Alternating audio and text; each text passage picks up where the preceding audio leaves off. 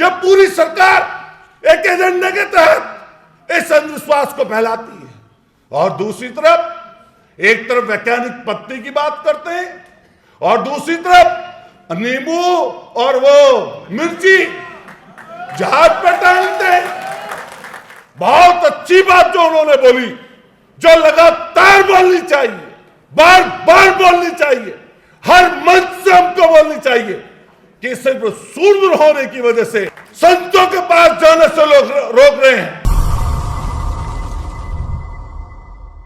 नुक्कड़ पर, चौराहे पर, गांव में, बस्ती में, गली में, मोहल्ले में अगर सामने से कोई ऐसा व्यक्ति आ जाए जो सांप्रदायिक हो, उसकी सोच में ऐसी शक्तियां बैठी हुई हो जो हमेशा दबाती रही, कुचलती रही, अच्छी सोच को छुपाती रही, तो उसके सामने ये बातें फिर नहीं आती।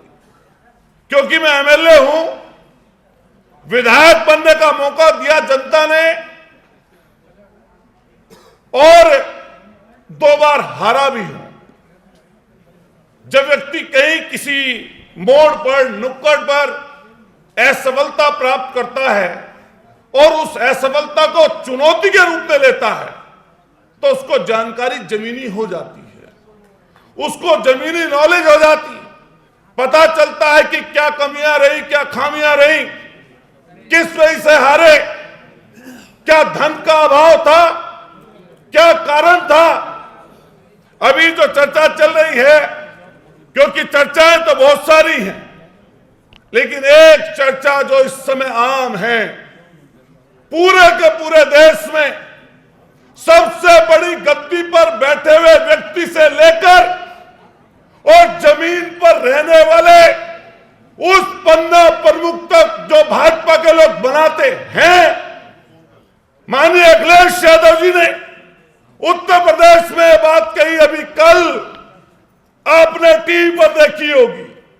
आप लोगों ने नजदीकी से उसको अगर जाना ना हो तो मैं उसको दोहरा देता हूं। यहां पर सोशल मीडिया के लोग ज्यादा बैठे हैं, मेन स्ट्रीम मीडिया के भी हमारे लोग एक आध होंगे, लेकिन मेन स्ट्रीम मीडिया, चाहे वो हमारे अखबार के साथी हो और चाहे हमारे न्यूज चैनल के साथी हो, किसी ने बढ़ चढ़कर वो बात नहीं दिखाई।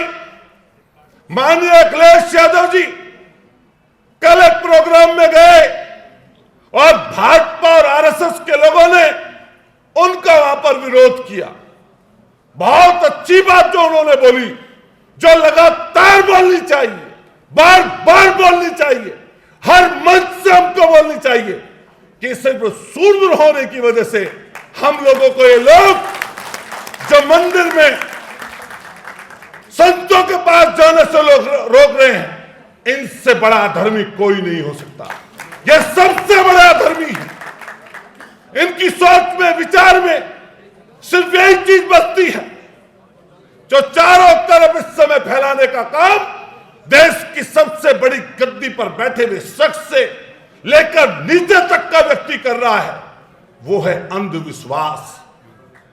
एक बाबा आया है, अभी कुछ बाबा जेल में है, और एक बाबा, जिस तरह हमारा सेना का जवान फौज से जब उल्टा आता है, सीमा पर नौकरी करके माइनस के टेम्परेचर में देश की सेवा करके वापस लौटता है, 40 दिन की छुट्टी पाकर आता है, ऐसी एक बाबा को 6 महीने में 40 दिन की छुट्टी देती है ये सरकार। 40 दिन की छुट्टी।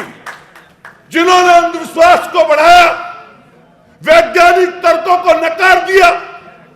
एक बाबा आया है 26 साल का, एक हमारे साथी ने, ओबीसी के साथी ने, लोधी समाज के एक नौजवान ने उस बाबा का विरोध कर दिया मध्य प्रदेश में, उस बाबा का विरोध किया और भाजपा के साथियों को, इन्हीं अंधविश्वास फैलाने वाले साथियों को मिर्ची लग गई, और ऐसी मिर्ची लगी कि उसको पार्टी से बाहर निकाला और साथ साथ उसको नहीं, उसकी जात को सिर्फ इसलिए बेइज्जत किया गया क्योंकि वो शूद्र था, वो लोधी था, इसलिए बेइज्जत किया गया।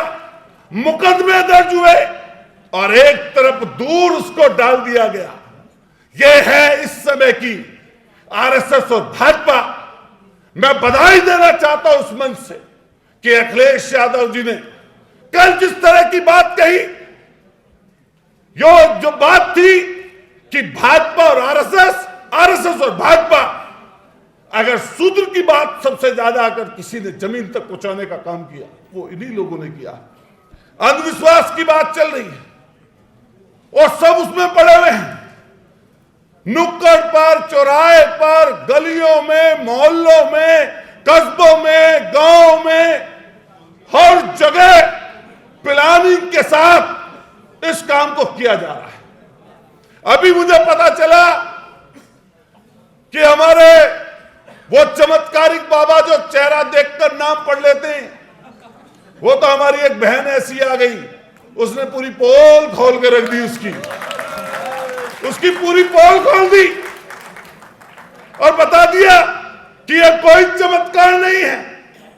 हमारी उस बहन ने अच्छे कपड़े पहनकर टीवी पर आकर उन्हीं एंकरों के सामने जो आरएसएस और भाजपा की ढपली लेकर ढोल पीटते रहते हैं, उसी के सामने उस ऐसी मेन स्ट्रीम मीडिया को जनता के सामने, जो शब्द मुझे बोलना नहीं चाहिए, नंगा करने का काम किया कि आपकी जो बातें हैं, आपकी जो सोच है, जिसको रोज परसते हो लोगों के सामने, उसको अलग करने का काम किया। लेकिन आपने एक चीज नहीं जानी होगी कि उस बागेश्वर बाबा को अगर कोई सपोर्ट कर रहा है हिंदुस्तान में, तो देश की सबसे बड़ी गद्दी पर बैठे हुए व्यक्ति से लेकर भाजपा आरएसएस का एक एक व्यक्ति सपोर्ट कर रहा है। पूरा का पूरा नेशनल मेन स्ट्रीम मीडिया उसकी मदद कर रहा है। और तो और छोड़ो, आपको पता ना चला हो शायद, सुरक्षा सीआरपीएफ की पा गया। बाबा सीआरपीएफ की सुरक्षा पा गया और जितना प्रचार उसका शायद 50 सालों में ना होता। इसी मेन स्ट्रीम मीडिया ने उसके प्रचार को बढ़ावा देने का काम कर दिया। मैंने अभी एक वीडियो देखी, मैं गाड़ी में बैठा था मंत्री जी, वो वीडियो क्या थी, बाबा अंदर से निकलता है, एक महिला हमारी बहन घुटनों के बल बैठी भी होती है और वो उसके पैर की तरफ बढ़ती है और पैर की तरफ मलिया बढ़ती है। उसके जो तथाकथित गुंडे उनके साथ थे, उन्होंने उसको धक्का दिया, महिला गिरती है, फिर उसकी तरफ बढ़ती है। यह अंधविश्वास किसने पैदा किया? यह अंधविश्वास आया कहां से? और अगर सबसे ज्यादा यह अंधविश्वास है कहीं पर, यह मुसलमान भाइयों के पसमानदा समाज में है और हमारे यहां गरीब पिछड़े नौजवान, आज की तारीख में नौजवान लोगों में भी है। और कौन करने वाला है? यह पूरी सरकार एक एजेंडे के तहत इस अंधविश्वास को फैलाती है। और दूसरी तरफ, एक तरफ वैज्ञानिक पत्ती की बात करते हैं और दूसरी तरफ नींबू और वो मिर्ची जहाज पे टांगते हैं। नींबू और मिर्ची जहाज पे टांग कर चलते हैं। और तो छोड़ो, इनकी खूबियां बहुत हैं, ऐसी खूबियां जो इनको गद्दी दिला रही है। सीट पर ये बैठे हैं और हम सब लोग उसी राह पर चल पड़े हैं। अभी जिक्र किया आपने बिहार का, हमारे उन साथी का, अभी स्वयं प्रसाद मौर्य जी की बात चल रही थी। अरे अपना अपना विचार है, आपको कोई चीज अच्छी लगती है, किसी को कोई चीज अच्छी नहीं लगती। लेकिन एक चर्चा और बताऊंगा अंधविश्वास की। हमारे आदरणीय प्रधानमंत्री जी प्रयागराज में गए थे कुंभ के मेले में, 3-4 तरफ से कैमरे सजे थे। हमारी एक सफाई कर्मचारी महिला आती है, अभी लक्ष्मण भाई की बात पर आऊंगा, उसके बाद महिला आती है और एक अच्छा कालीन बिछा होता है, मूढ़े नुमा स्टूल लगे रहते हैं, प्रधानमंत्री जी उस पर विराजते हैं, देश के सबसे शक्तिशाली प्रतिभावान फेक ओबीसी उस पर विराजते हैं, और उस बेचारी हमारी महिला सफाई कर्मचारी के पैरों को धुलने का काम करते हैं, और देश में एक मैसेज देते हैं कि ये पूरी सरकार इन गरीब लोगों के साथ है। इससे एक लोगों के मन में बात गई कि हमारे वाल्मीकि समाज और हमारे जो सफाई कर्मचारी हैं उसके पैर धुलने का काम किया। बेशक वो पैर पहले साबुन से अच्छे वाली से धुलवाए गए होंगे, वो बात अलग है, लेकिन अगर वो थे सही, अगर सफाई कर्मचारी हमारे, अगर वो वाल्मीकि समाज को कुछ देना चाहते थे, उन सफाई मजदूरों को कुछ देना चाहते थे, तो जैसे ही पैरा हाथ मलते तो कहते कि जितनी संविदा पर कर्मचारी हैं, सफाई कर्मचारी, मैं पूरे उत्तर प्रदेश और देश के जहां भी भाजपा शासित प्रदेश है उनको सबको परमानेंट करता हूं। तो पैर धोने का कुछ फायदा होता? अरे छोड़ो, परमानेंट ना करते, कम से कम ये कह देते, कम से कम ये कह देते कि जिस आउटसोर्सिंग पर उन सफाई के कर्मचारियों को ठेके पर रखकर हम लोग उनकी सैलरी काटकर उनको पैसे देते हैं, वो पैसे सरकार सीधे उनके खाते में पहुंचाएगी, तो कम से कम 2-4 हजार रुपए का फायदा उनका हो जाता। अरे और छोड़ो, अगर और कुछ अच्छा करना था तो लास्ट में पैर धोते, और धोते धोते कम से कम यही कह देते कि 500 रुपए बढ़ा देंगे। वो भी नहीं कहा, वो भी नहीं कहा, क्योंकि ये लोग दिखावे की पूरी पॉलिटिक्स करते हैं। पूरी पॉलिटिक्स इनकी दिखावे की है। महिलाओं की बात आती है, जब हमारी बहनें, हमारी अध्यक्ष यहां से चली गई, उन्होंने कुछ बात अच्छी रखी और मुझे बोलने का उसमें मौका था कि मैं और मेरी पत्नी दोनों सामाजिक सेवा में, मैं आज यहां पर खड़ा हूं तो हमारी पत्नी हमारे क्षेत्र में गई होंगी, हमारी पत्नी हमारे क्षेत्र में गई होंगी और हम उनका पुरजोर समर्थन करते हैं। लेकिन एक बात है, वो बात हम सबको समझनी पड़ेगी कि जब हम महिलाओं की बात करते हैं तो वोटिंग राइट से लेकर अगर किसी ने अधिकार दिया, जब सावित्रीबाई फुले जी हमारे और तमाम लोगों की चर्चा करते रहते हैं, लेकिन ये वोटिंग राइट से लेकर बराबरी का अगर अधिकार किसी ने दिया, बाबा साहब भीमराव अंबेडकर जी ने दिया। अभी ओबीसी की चर्चा जब लगातार चलती रहती है, हम बोलते रहते हैं, लेकिन मैं गुर्जर समाज से हूं, ओबीसी समाज देश की आजादी से लेकर 1857 की मेरठ की क्रांति से लेकर ऐसी कोई जगह नहीं, ऐसा कोई पुराना पेड़ नहीं जहां पर हमारे लोग उन्होंने कुर्बानियां न दी, लेकिन अंग्रेजों ने छिन भिन कर दिया। बाद में सरकार इस तरह की रही, उन्होंने छिन भिन किया। मैंने जगह जगह जाकर यह बात कही कि किसी के पास पैसा हो सकता है, किसी के पास पैसा नहीं हो सकता। अभी हमारे दिल्ली में आप जाइए, हमारे समाज के लोग, मैं उनसे भिन्नता कई बार इस चीज की रखता हूं कि आपकी समस्याएं अलग है, मेरठ में रहने वाले हमारे समाज की समस्या अलग है। यहां पर आपके यहाँ पशु नहीं है, खेती नहीं है, तो आप दिन में 12 बजे उठोगे तो कोई दिक्कत नहीं है, लेकिन जिसके यहाँ पशु बंधा हुआ है, जिसके यहाँ खेती होती है, जिसको मजदूरी पर जाना है, जिसको ड्यूटी पर जाना है, जिसको नौकरी पर जाना है, उसको सुबह उठना पड़ेगा। तो इसलिए भिन्नता है, अलग अलग चीजें चलती हैं। क्योंकि यहां पर सोशल मीडिया के लोग बैठे हैं, स्वामी प्रसाद मौर्य जी की बात का जिक्र कर रहे हैं। माननीय अखिलेश यादव जी ने बिल्कुल सही बात कही कि बिहार में जिस तरीके से जनगणना हो रही है, अरे भला हो माने सुप्रीम कोर्ट का कि उस मनु स्मृति को मानने वाले लोग जिन्होंने जाकर सुप्रीम कोर्ट में पहल जब दायर कर दी, सुप्रीम कोर्ट ने ये अच्छा डिसीजन कर दिया कि वापस जाइए, ये सरकार का अधिकार है, वो जातीय जनगणना अगर नहीं कराएगी तो आरक्षण को सही तरीके से लागू कैसे करेगी।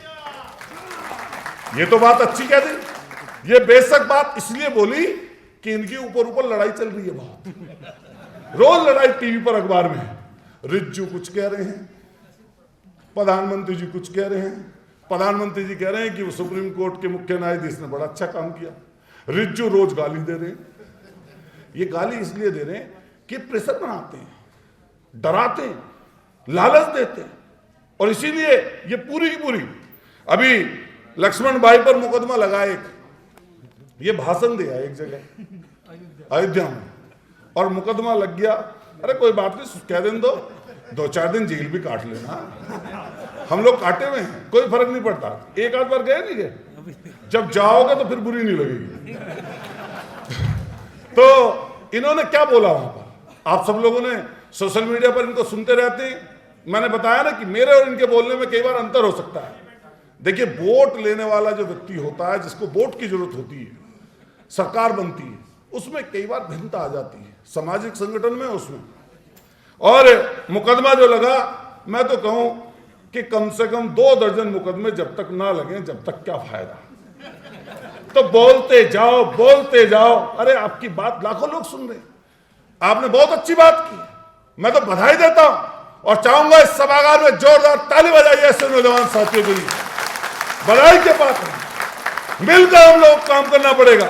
जिनको सैकड़ों सालों तक आपने दबाया, कुचला, बर्बरता से उनकी बेटियों को, उनकी महिलाओं को कुचलने का काम किया।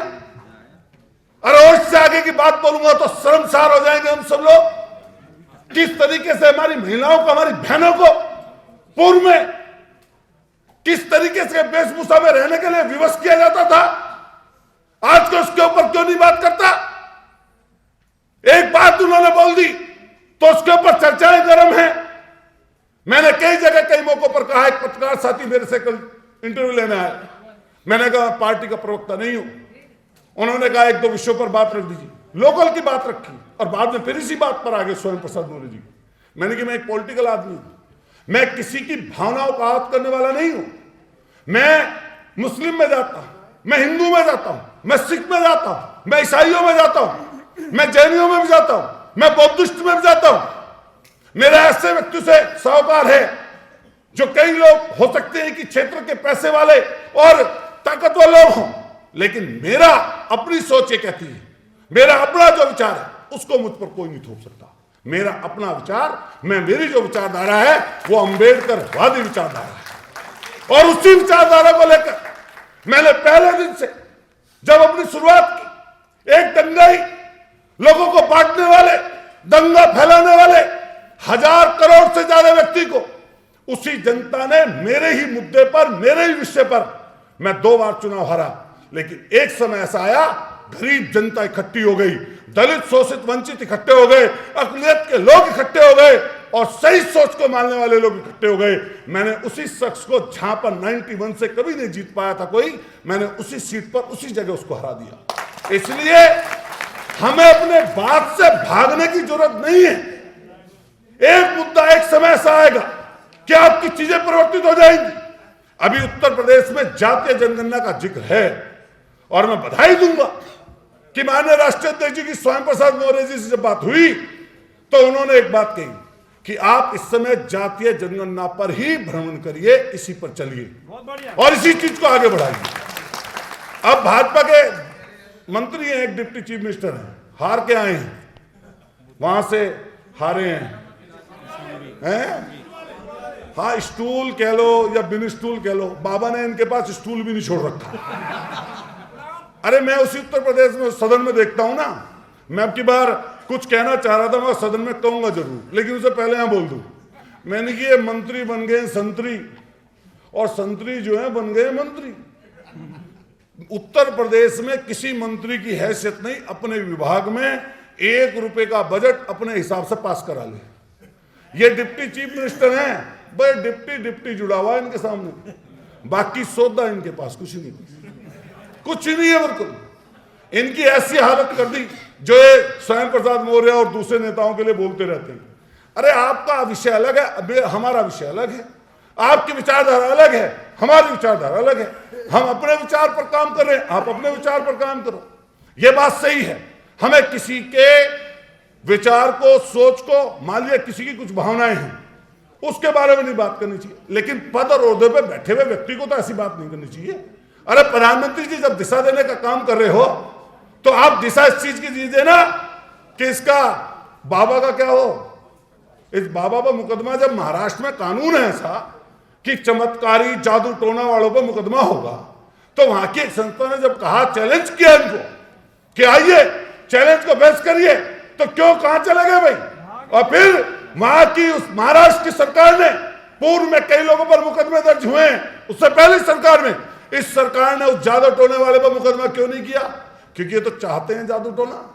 हम इनसे कह रहे हैं भैया तुम वास्तव में पिछड़े हो, सामाजिक, आर्थिक और शैक्षिक रूप से जो व्यक्ति पिछड़ा हुआ है वो तो पिछड़ा ही है भैया, और इन्होंने खूब मार दे लिया आपको। एक बस लास्ट बात कहते हुए आपको मैं बधाई दूंगा कि आपने महाराष्ट्र में जो वे दंगे उतरे थे सड़कों पे, जी। अरे पहले इतना माल खा रहे हो, उसे तो बचा लो। पहले कह रही है जो इन्हें 27% मिल रहा है इसको और खत्म करो, जो 21% मिल रहा है इसे और खत्म। इनकी साजिश क्या है? इनकी साजिश ये संस्थानों पहले इनका कब्जा है। मान लिया ये जो आरक्षण की आर्थिक आधार पर कहते हैं, फिर तो एक सीट नहीं मिलने की आपको।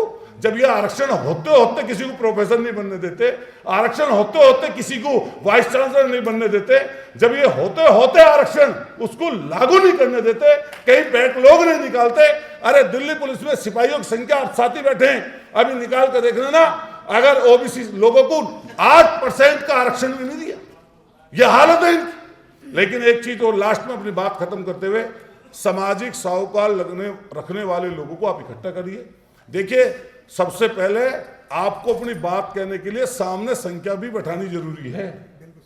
कई बार जैसे हम लोग कई बार ये कहते हैं कि जैसे मान लिया आपने लक्ष्मण भाई ने ये वाली बात बोली, सोशल मीडिया के माध्यम से लोग सुनेंगे, लेकिन मान लिया कहीं पर 1 लाख की आबादी इकट्ठी है, तो 1 लाख की आबादी अगर इकट्ठी है और उसमें आपकी ये स्पीच सबकी हो, तो वो 1 लाख लोग करोड़ों लोगों तक वो बात पहुंचा देंगे।